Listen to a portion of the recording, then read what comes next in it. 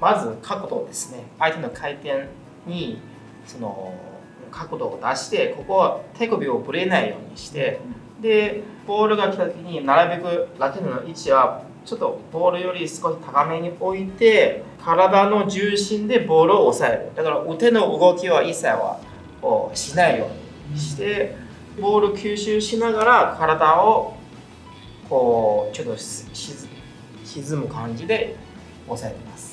ちょっと確認したいのが、そのラケットを動かさないっていうのは、この肩こうあって、この前でこう押さえる感じなのか、それとも開いてこう押さえる感じなのか、どっちですか？あまり後ろに行かないようにですね。体の横から前に持っていく感じで。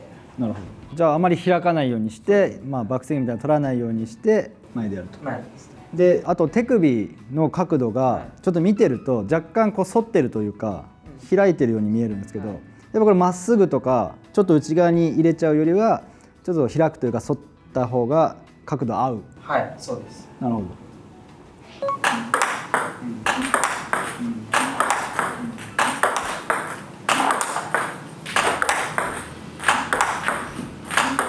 あと立ち位置なんですけど、立ち位置はすごい後ろ下がってるわけでもなく、前にベタ付きでもなく、大体どのくらいとかっていうポジションっていうのはあるんですか？フォアブロックの上で2個分ぐらいです。一番高いところより少し前でブロックする感じですね。はい、だから頂点のやや前のなるほどをブロックを意識しています。じゃああまりこうバウンドしてから待ってというよりは、意外とバウンドしてすぐ当たるような感じでも問題ない。問題ないです。頂点前で当てても問題ない。はい、なるほどなるほど。であともう一個、首が全くこう動いてないんですけど、ボール見てないんですか？ボールはあまり、見ないですね。見てない。はい、見てないです、ね。ってことはもう勘で当ててるというか、この辺かなっていうので当たるように訓練してきた。はい。相手がこうかけた瞬間の軌道に見て、ネットに前にも完全に判断をできるようになってます。なるほど。はい、じゃあ台の自分とこ入ってきてからじゃなくて、はい、自分の相手の台の最中で、どの辺かっていうのを予測して、予測してます。で、そこに合わせて当てる。ってことはじゃあもうここを重点に見て、そうです。あんまこっちの方を重点に見ようっていう気持ちではない。ないですね。なるほど。そうボールタッチする瞬間は絶対見ないですよね。ボールタッチする瞬間を見てたら一瞬で相手見を失うので。なるほど。はい。だからそうすると次どこに来るか情報が入らないので、相手がどこにいるかも情報入らなくなるので、もうボールタッチする瞬間は絶対相手の方なんです。なるほど。見てる。じゃあこれブロック練習する上で初心者の方って最初当たんなかったりするじゃないですか。で当たんなくても一生懸命当たるとこ見なきゃって思わない方がよくて、ちょっとそれでも相手を見ながら予測を変えていって、で当たるように努力をしていくっていう方が成長する。おすすめです。というのは最初の段階で一番癖つきやすいので、最初は本当は確認した方が当たりやすいのはあるんです。ただそれを癖をつけてたらずっと抜けれないんですよ、なかなか。だからボールを打つ瞬間どうしても頭をここ見てしまうので、一番最初に癖つくのはこう相手の方を見た方がいいです。で当たらなくても少しずつ当たるように練習する。じゃあボール見てよりも相手見ての方が大事ということなんです。大事です。はい。本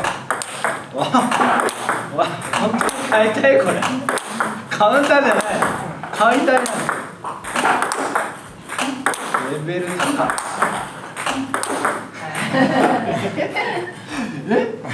素晴らしいですね。これカウンターではなくて。カウンターではないです。はい。これ解体っていうのを改めてブロックとカウンターの真ん中っていうイメージですかね。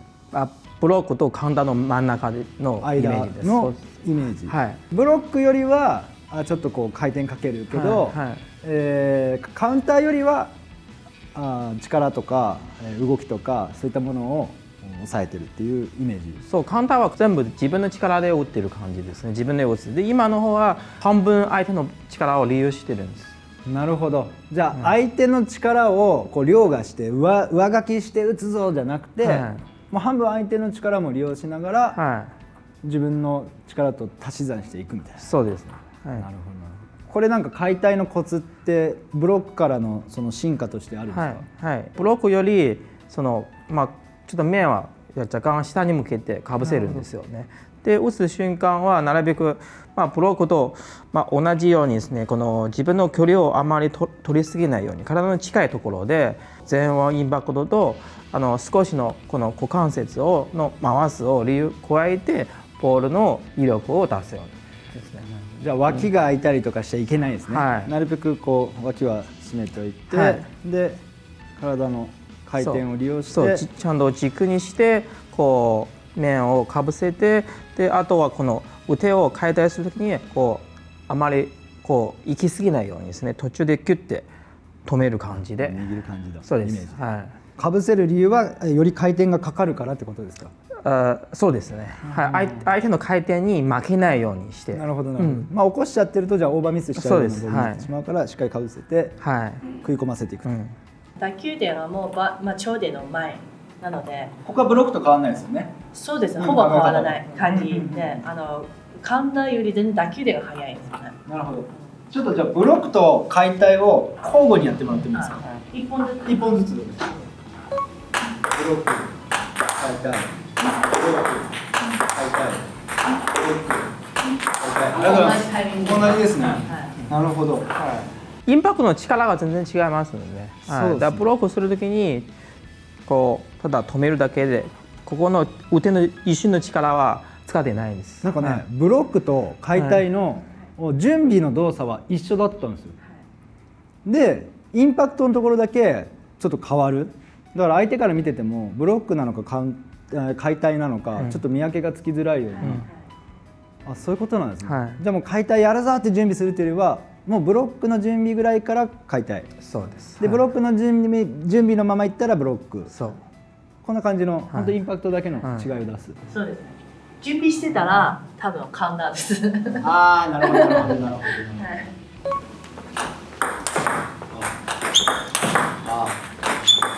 いっぱい食べてます。なるほど。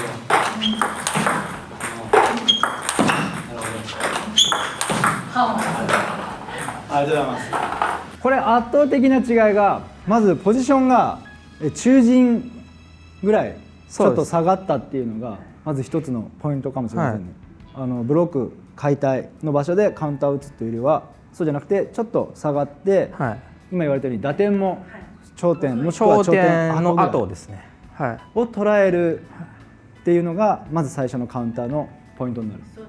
これ大きく違いますね。大きく違います。同じ位置でね、解体からカウンターやりたがるというか、覚えようとしちゃうかもしれないですけど、ここしっかり分けて距離も分けて練習する。ボールの軌道によって最初にこのためるがと解体は全然違いますね。まずしっかりボール来た時にしっかり股関節をためてから体重しっかり乗せてから、ラケットの位置はなるべく高めに置いて、あとは足と股関節と最後のしっかり前に回転をかけることですね。解体よりやっぱ体に使うのはやっぱ少し大きめに意識するですね。体を大きく使うから、時間もある程度使わなきゃいけないから、ちょっと中陣に行って、打点を落とすぐらい時間使ってやった方がカウンターは安定するというか、しっかりしたカウンターになりやすいと。これためるっていう言葉って結構卓球始めるとよく聞く言葉だと思うんですけど、ためってちょっと分かりづらいじゃないですか。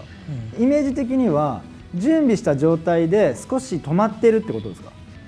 準備しないで来ていきなりバンバンっていうんじゃなくて、準備して止まってていくってイメージですか？そう、少し止まっての感じでいきます。ちょっとためなしをちょっと演出できます。ためなしでギリギリまで。なるほど。なるほど。もうだからなるほど。見た目は効果がしっかりしてる。なるほど。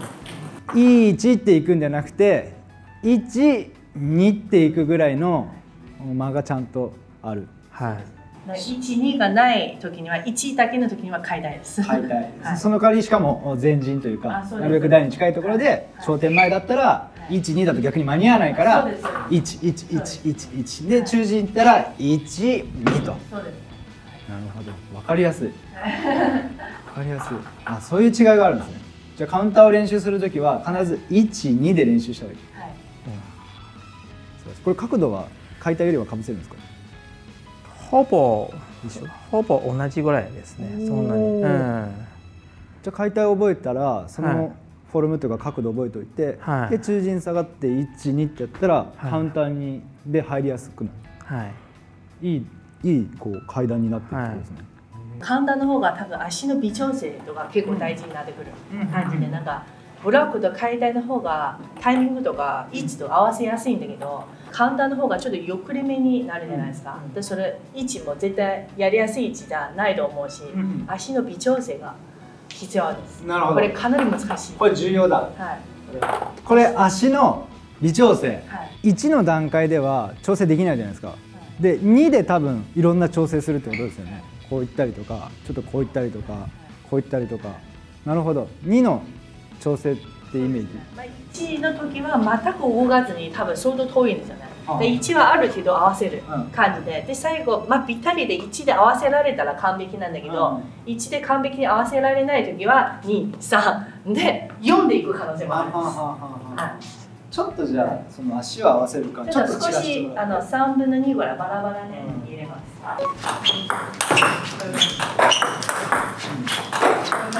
ちっちゃい動きで調整してるんですよね。カメラこうや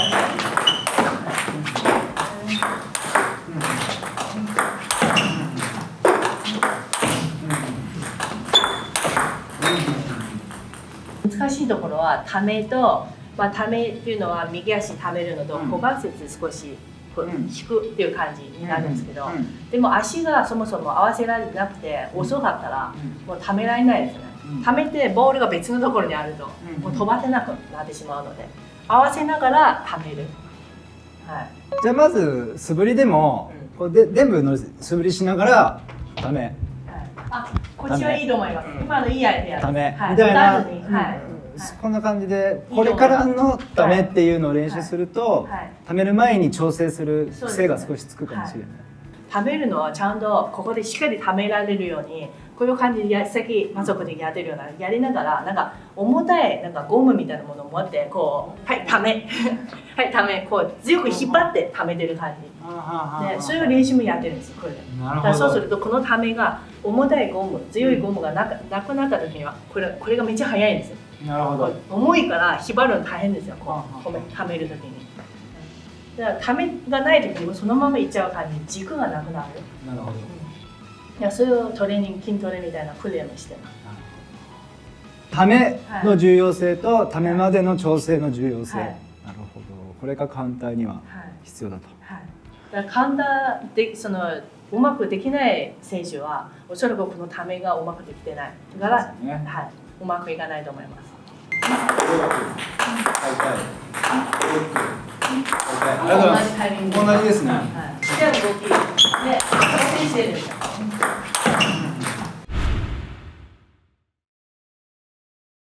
バックのはいブロック、解体、カウンタはい、ー、よろしくお願いします。よろしくお願いします。はい。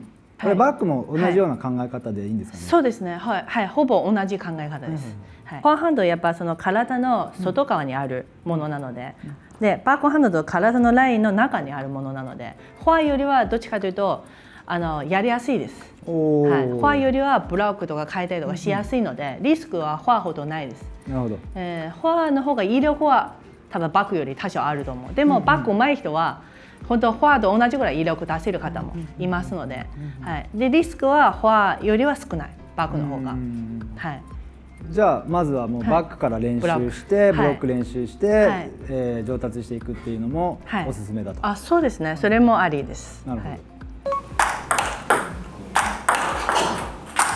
本当もう壁になった壁に変身したイメージでいいと思います。はい。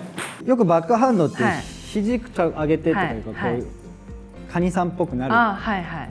場合もあると思うんですけど、今見てたら肘ちゃんと下に下がってて、はいで手首がまっすぐじゃなくてやっぱり内側にあ、そうですね。曲がってて、はい。あんま動きもはい見えてなかったんですけど、はいやっぱ肘脇開いちゃったりとかそうですね。手首がまっすぐになったりとかってダメな感じです。そうですね。まずこっちの方はコントロール、手首の方はコントロールしている感じなんだけど、この脇の部分のその広さとしては、特別に自分で矯正したりしてないので、なんかわざと上げるとこれ力入ってるので力んでる感じで肩に力入るんです。そうですね。はい。でそうすると手の方の感覚が鈍くなるんですよ。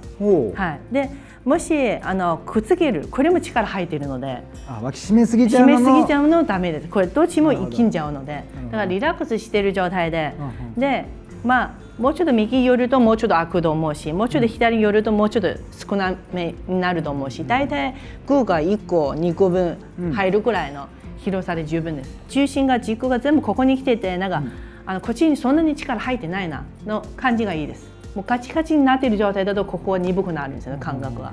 はい。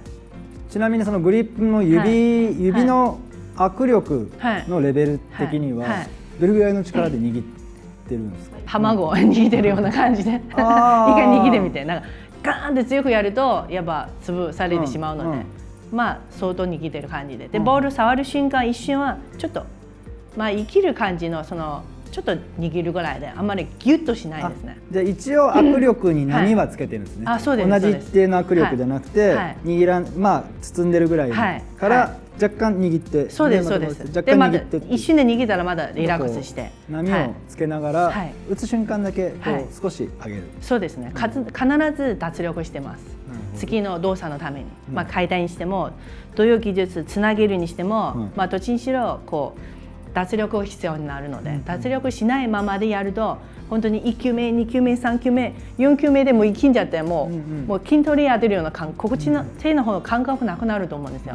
でも1回打ってリラックスすれば次はまだ2球目じゃない、まだ1球目なんですよ。で次はまだ1球目まだ永遠に1球目になるんです。そうするとあまり疲れないのと感覚保ちやすいので手の方の。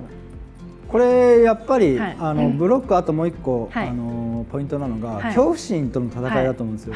打たれる怖さとか、あと急に自分のとこ飛んできたっていうのにびっくりしない、驚かないっていうのが重要だと思うんですけど、これさっきフォアブロックの時に言ってたようにやっぱボール見ちゃうとどうしてもビクってなっちゃうじゃないですか。これもやっぱり相手の当たるとこ見てあんまり別に自分のところは勘でやってるというか、あんま見ないように。そうですね。はい。あと相手の方基本は見る感じなんですけど、途中までは見るんですよ。全く見ないわけじゃない。途中まで見る感じなんだけど、あとは予測してタッチする感じ。で、やっぱ強いボールやっぱ怖いじゃないですか。パンって打たれるのは。だからラケット高めにしてるんです。顔に当たらないようにもあるんだけど、あと重心低めでラケット高めの方がスマッシュのボールとか回転強いボールに対していつもより強くなってきてるので、バウンドしたらちょっと高くなるんですよ、いつもより。だからそれラケットをちょっと高めにすることを意識してます。じゃあ気持ちとしてはラケットを縦にしてるというか、ガードするっていう意味で扱うことによってちょっと心もこうガードしてるから縦にしてるから顔に当たらないです。当たらないし怖くないっていう気持ちにもなるし、そういうマインドでブロック練習すると恐怖心も少しずつ。そうですね。やっぱり一番ブロックうまくいかないパターンは重心高くてラケットが低いパターンになると、これは強かったら顔に当たるし、しかもそもそもこれで距離とかもコントロールしづらくなるので、低いと結構空振りしたりしやすいので、すごい高いところで置くとおすすめです。なるほど。はい。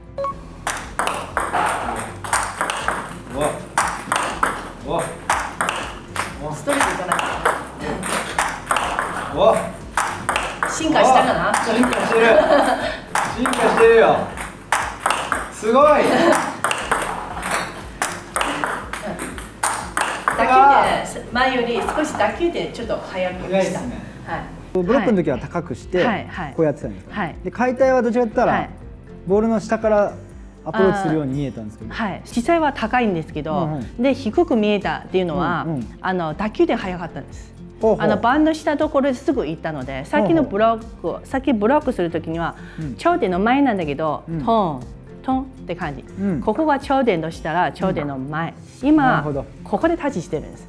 なるほど。はいだから低く見えたと思います。じゃあ別実際にはいボールの下にはいラケット入れようとしてるわけじゃなくて、はい打点をより早めようとしたらそうですそうです結論はい、低く見える感じ、あです。はい、でも最初は高くしてるので、うん最初はもうブロックするかなって高くしてて、結局タッチする瞬間は早いので低く見えたんです。ーなるほど。はい、だからブロックしてもいいし、打球で早めにしたらもう解体になる感じで。もちろん同じタイミングでもできるんです。うんうんうんブロックと頂点より前で同じタイミングでも解体はできる。でもさっき正子氏が言うように、もっとなんか低くなったんですよね。そうですねそれは打球で早めにしたんです。なるほどだからちょっと進化したように見える。なるほどスッてなんかネットにスレスレみたいな感じで。いやでも分かりやすくていいと思います。はいじゃあブロックよりもはいバックの解体するときは、いブロックよりも打点を早めてはい解体を練習するっていうのが、はいもしかしてポイントになってくると。そうですね。もっと進化していくバージョンはそれでいいかな。そういうことですねただあまり早すぎちゃうと最初まだちょっと解体できてないなと思っている方は、ブロックと同じタイミングの方がおすすめ。はい、で入るようになったら少しずつ打球でもっともっと速くするとボールは低くなります。なるほど。はい、ブロックはこれです。動かあ、なるほど。ブロックは手で動かしてなくて体なんです。で指が全く動いてないはい、ですね。動いてないです。このまま壁になることで。で解体だとこうです。お指が少しはい、動く。こうちょっと前に、はいはいはい人差し指ちょっと相手を指すような感じはあはあはあで、でも引いたりはしない、自分に向けないです。なるほど。はい、ここからそのまま前に行く、そのままなるほど前に行く。多分うまくいかないパターンは指一回内側に入って、あ、こっちにそうちょっと引いて、チキータっぽくなっちゃう。はいなるほ、どそうすると距離結構取ってるので、そうするとここで詰まるパターンあるんですよね。うんだから基本は内側にあまり引かないのがポイントかな。バックスイング取らずに。そうです。はい、その前に行くだけです。なるほど。はい。はい。はい。はい。はい。はい。はい。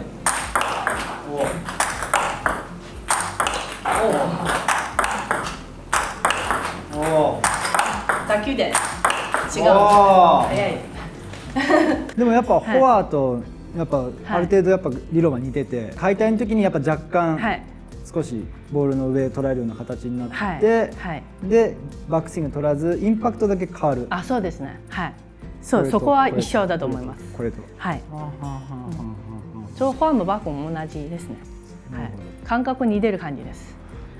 あ。で立ち位置も一緒ですもんね。はい、一緒です。バックの方だと、まあすごい下がった時には箇所を落としてガンでやるんだけど、でもバックの場合フォアみたいにいっぱい貯めることは、まあ、私の場合はそこまでやらないので、フォアより多分若干簡単なタイミングは少し早いかなって感じになってます。なるほど。はい、だからそんなに貯めるのはちょっと少なめかもしれない。イメージですよ。はいフォアのためってこう、はい股関節入れるはいイメージ。はいでバックのためってなんか、はい僕イメージは、はい、腰を落とすみたいな、あ、はい、感じで。このためのイメージがあるんですけど。こうやってて、ほんの少しこっちで持っていく。あ、まあほんの少しは入れる。はい、そうですね。フォアほど入れないけど、はいちょっとだけ左の股関はい節を、入れてこうでも飛ばしてる感じ。飛ばす。はい。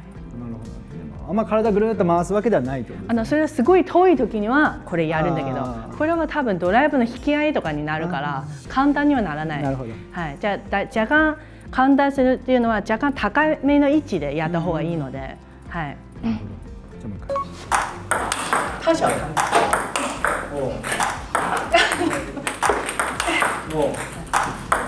おおすごい。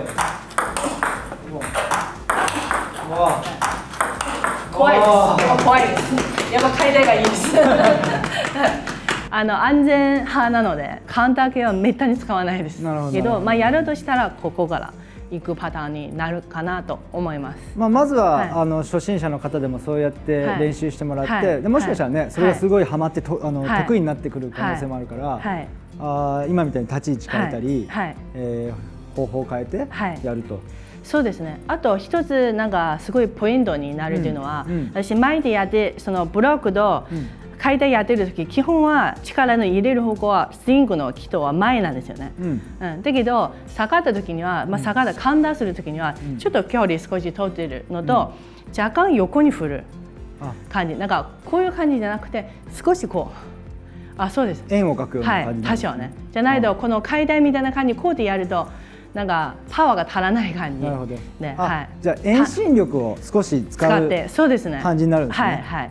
距離取ってる分はファーとそこはちょっと似てるような感じで多少使います。やっぱ腹筋背筋使ってバーンで飛ばす感じでになるので、今度少し横に振ってるんですよね。ブロックはこれで、階段もこれで、で簡単な時にはちょっとこう少し若干横に振ってるんです。遠心力使う。はい。であとはさっき言ったその握力の波っていうのは一緒ですよね。一緒です。インパクトの時だけちょっと上げてそうですね。必ず脱力してが入れる感じです。はい。でガチガチになってたら多分当たらないですボールに。これ持ち方は別に特にブロックと解体とカウンターで変えたわけじゃないですよね。変えてないですね。基本同じ感じです。できちゃう。体の使い方があんまほとんど使わないのとちょっと多めに使うのと、ブロックと解体は前に起動するのと、カウンターの時若干横に流れる感じ、はい、振る感じです。なるほど。そこだけの違いですかね。はい、ありがとうございます。はいはいはいはいはいもう